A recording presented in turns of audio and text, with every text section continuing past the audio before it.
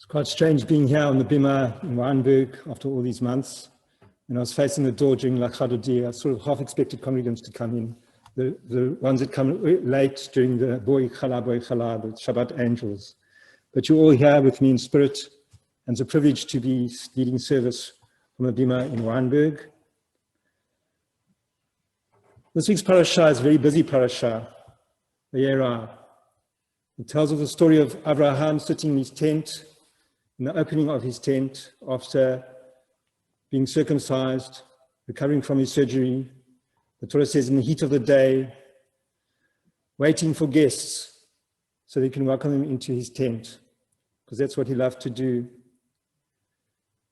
Three men appear to him, and they turn out to be messengers from God. One of them tells him that Sarah will conceive and bear a child in her old age. The other comes to visit him to fulfill the mitzvah of Bikur Cholim. The angel Raphael, the rabbis say, was his name. The third angel comes to tell Abraham that God intends to destroy Sodom and Gomorrah. And we have that story of that destruction, the story of how Lot and his family had to flee. The rather troubling story of how Lot's daughters are impregnated by Lot so that they can continue the human race, because they believe that the whole world had been destroyed.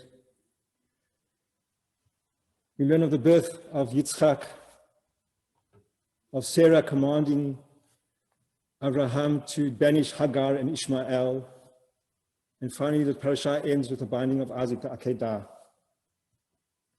The parasha moves from Abraham and Sarah to Lot and his family, back to the family dynamics of Abraham, Sarah, Hagar, Ishmael, and Isaac. The theme that connects all these stories, all these narratives, is that of challenging God and challenging ourselves, and God challenging us. The first challenge to God in this week's Torah portion is that Abraham is sitting in his tent, and the Torah makes a point of saying that it was Kachom Hayom, in the heat of the day.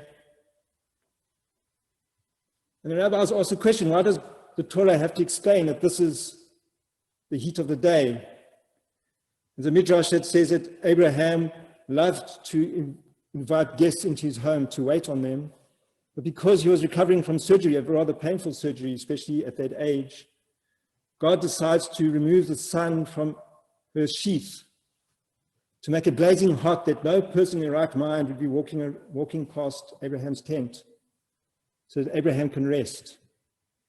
But Abraham is very disappointed and saddened that there's nobody to welcome into his home. So God provides the angels. The Torah says God appears to Abraham in his tent, and then Abraham sees the three men and he runs to greet them. And rabbis understand that from this, that Abraham actually left God's presence to go and greet these wayfarers. Not, of course, knowing that they are in fact angels or messengers from God. So Abraham is challenging God and saying, God, you're all powerful and wonderful, and it's great that you have shown your presence to me and that we can have a chat. But there are some wayfarers there that need my assistance. And I'm going to leave you, so wait for me, and I'm going to go and help those three men. Abraham is saying that the welfare of people is perhaps more important than talking to God. We find that idea in our rabbinic teachings. The rabbis believe that the ultimate method of communing with God is not through prayer, but through study.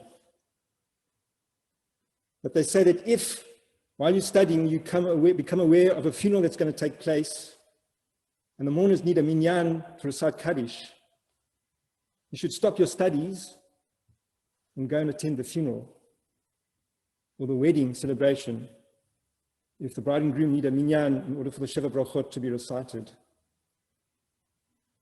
If there is a minyan for the wedding or for the funeral, then you continue with your studies. So that's the first challenge that Abraham puts towards God. Challenging himself that yes, he's in the presence of the awe-inspiring God, ultimate creator, yet he has an obligation to look after those in need. The second challenge to God is that of Sarah. We are told by the Torah that one of the men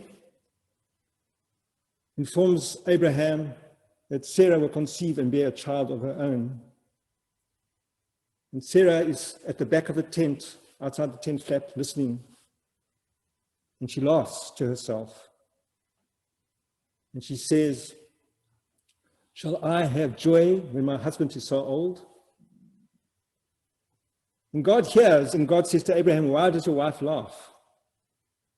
And say that she's too old to have a child. "Is nothing too wondrous for me? I'm God." At that point, God is challenging Sarah's belief, Sarah's trust. And God challenges her skepticism.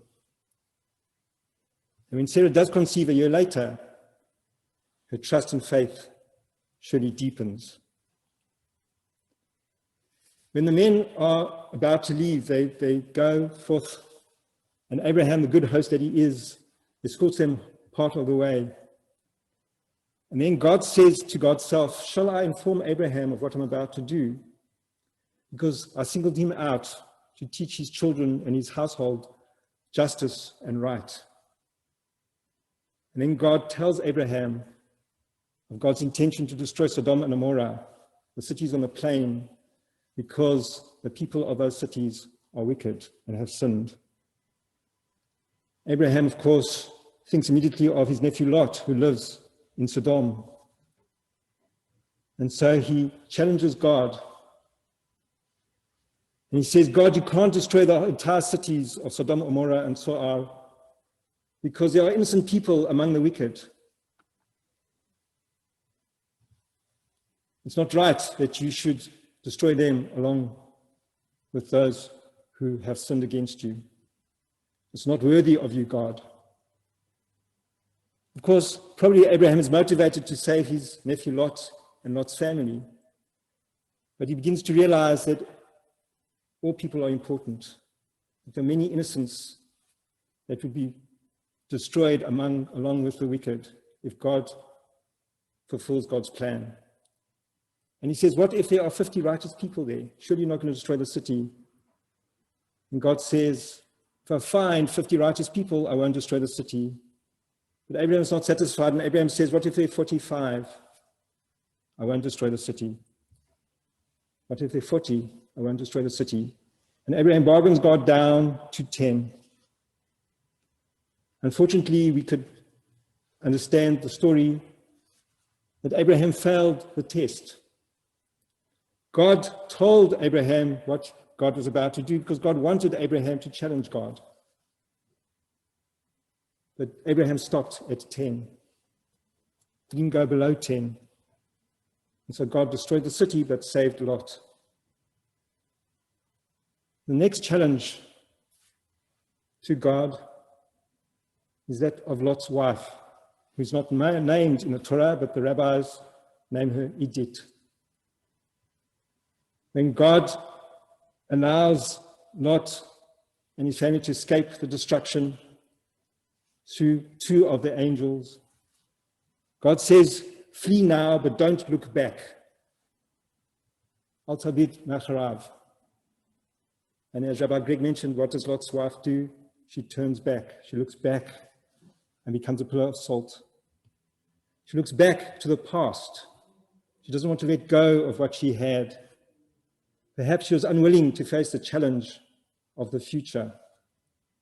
So she was fossilized. She was turned into a pillar of salt.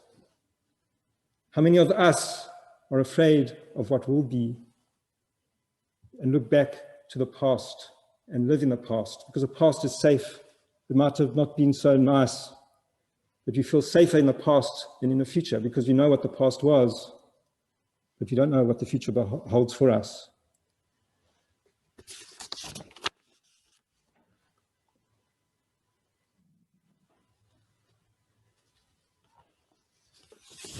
The last challenge in the Torah portion, the most difficult of all, is the Akedah, the binding of Yitzchak. The Torah portrays it as God testing Abraham's faith and loyalty, that Abraham will be willing to give up his beloved son. But perhaps it's a challenge that God throws out to Abraham, challenging to look at the world and at God through different eyes, to understand obedience to God and loyalty to God in a different way. The chapter before the Akedah tells of how God says to Abraham, you shall listen to your wife when she asks you or commands you to banish Hagar, her slave and your concubine, and Hagar's son Ishmael from the camp. Sarah conceives and bears Yitzchak, but Abraham has another son, a son from Hagar, whom Sarah had given him as a concubine. That son's name is Ishmael. And after Sarah gives birth to Yitzchak, the Torah tells us that she sees Yitzchak and Ishmael playing together, and she becomes jealous. She doesn't want Ishmael to inherit the birthright, the right of the firstborn. And so she commands Abraham to banish Hagar and Ishmael into the wilderness, and Abraham unwillingly does so. Perhaps Abraham felt so guilty for sending out Ishmael to perish in the wilderness, because although we, the reader, know what happens to Ishmael, Ishmael's saved and he becomes a father of many people, a great nation on his own right. But Abraham does not know this. Perhaps the guilt that Abraham felt made him forget his new understanding of God, and that's back to the pagan understanding of the gods in Mesopotamia from which he came. He believes the only way to make atonement for sending Ishmael out into the wilderness is to sacrifice his remaining son, Yitzchak, to give up his beloved son. And so he proceeds to do this. But as you all know, at the last minute, just before he's about to slaughter his son, before he's about to slit his son's throat, God stops him. Abraham understands at the last minute that God does not want human sacrifice, that God is unlike the gods of the pagans, that all life is important. The single life of Yitzchak is important. Perhaps it is then that he overcomes a challenge posed to him by God all those years back over Sodom and Gomorrah. He meets the challenge head on, and he understands that even a single person is important, that he should not have stopped at 10 when he bargained with God. Coming to this understanding, he lifts up his eyes and suddenly he sees the ram caught in the thicket, the ram that was there all the time.